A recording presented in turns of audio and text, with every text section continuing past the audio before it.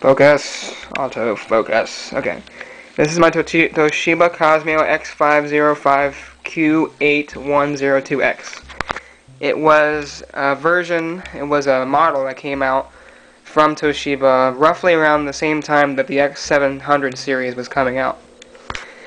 So this is a rather interesting treat for me in particular. I've had this machine for about, I'd say, almost a year now. And I've had absolutely no problems with it besides some human errors and things I didn't understand, like device drivers and things of that nature. So we'll do a quick overview of my machine, and we'll put out the hard specs in the later part of the video. Alright, so before we begin, I'd like to just tell you one thing. If you're OCD, don't get this machine. I'm telling you right now. Because the glossy finish is an increasingly difficult task to clean and maintain as clean. Hold on. Because you see right here, besides I'm not sure if you can see it, there is a grid finish, there it is, underneath the gloss. But the glossy finish is so hard to keep clean. It is a dust magnet. So just yeah, I'd like to say, if you're OCD, don't get this machine, simply because it's very hard to keep clean. However, we'll remark on the remarkable features of this machine. You can see my fingerprints already there. This is a backlit LED keyboard with Harman kardon speakers, and it does not have, I don't think it has subwoofer, though I'll have to double check on that one. And the Harman kardon speakers are incredibly good with regards to laptop speakers in general. There's a Toshiba logo. I removed all of the annoying OEM stickers that they put on there, simply because to me OEM stickers hinder the overall look of the machine. Though if you want to resell the product, by all means put it back on. Alright, so over here you have the power button. The economy, I can't remember, it's like an economy button, and I'm not entirely sure what it does. I'll put in an annotation and actually what it does. This is the mute button for special things like Windows Media Player, VLC, and some other more prominent media playback programs. This is another button that I'll have to put in annotations because I never use it. This is obviously the play-pause button, as you can see there. And it works for just about anything, even iTunes, if I'm not mistaken. This is the forward and back buttons. This is the volume control, which comes in very, very big handy. Although I would like to mention that I kind of prefer the scroll wheel option. It's not there, but the scroll wheel option for a volume control. I guess it's more of a manual control method. But this works too. This is okay. And let's see, we have the touchpad or trackpad, the right click and left click, and right here the control button in order to turn off the touchpad if you want. And here we have the 18, whoa, autofocus. We have the 18.4-inch display, and it's an LED LCD that I just replaced, and it works remarkably well. Let's come around to the back. Hold on a second. Oh, by the way, if you haven't guessed yet, I'm using a Cooler Master cooling pad because this thing does get hot. You have basically no interfaces on the rear, but you do have this nice this nice design in the back to show you, the the screen, where the hinges connect to the bottom portion of the machine. You have the vents for the primary fans in the rear, and you can see the copper plates underneath or behind that. And just to show you there, we'll go to the bottom. Focus, please. Thank you.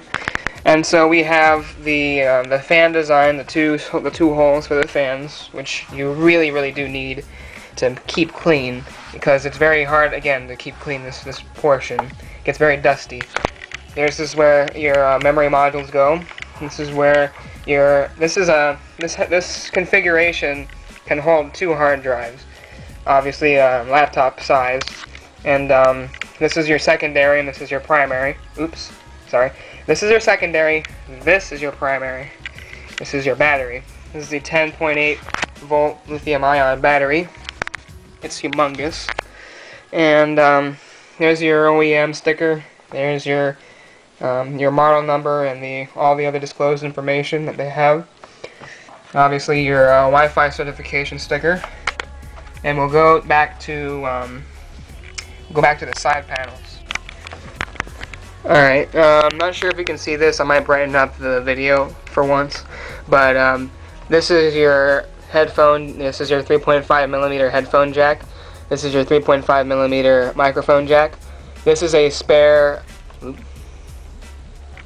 Focus. This is a spare USB port that I would never use. This is another USB port that I use frequently. This is your VGA port. This is your power input interface, and look at that damn thing. It's humongous. I'll show you the brick in a second. It actually is a brick. This is the locking mechanism that you can use for specific locks if you want to put it on display for a retail sales position or whatever. And here we have the Blu-ray, the DVD rewritable Blu-ray combo drive that doesn't write to Blu-ray, but it certainly plays Blu-ray very well. Obviously, can you see that? No, you can't. Well, it's the button in order to open it. And right here is your, I can't remember what size it is specifically, but it is a bay for an extra expansion slot. Alright, let's see. Honestly, I think that's FireWire, but correct me if I'm wrong. This is HDMI, and I'm not entirely sure what this is either. I'll have to check. It very well could be an audio or video interface, but I'll put in an annotation for it. This is another USB port, and this is a USB slash SATA interface connection port thing. This is a USB slash eSATA, if I'm correct, combination interface that allows you to either connect another USB device to it or an eSATA, which is this just comes in big handy. This is a gigabit Ethernet. This is your standard gigabit Ethernet connection.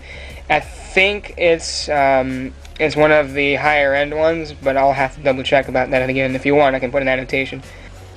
Before I forget, this is the power adapter, which uses a 3-pronged interface, much like the same. It's actually the same power cord that's used in most desktops right now. And this is the plug. There you go. Pretty much that's it. It's a very remarkable machine. I love it. I haven't had one issue with it besides some, lapses in logic on my part when I first got it. And it's just a wonderful machine. I mean, there's certainly better machines out there right now, but back in its heyday, this thing was pretty much the epitome, or epitome, if you want to pronounce it that way, of desktop replacement slash gaming laptops.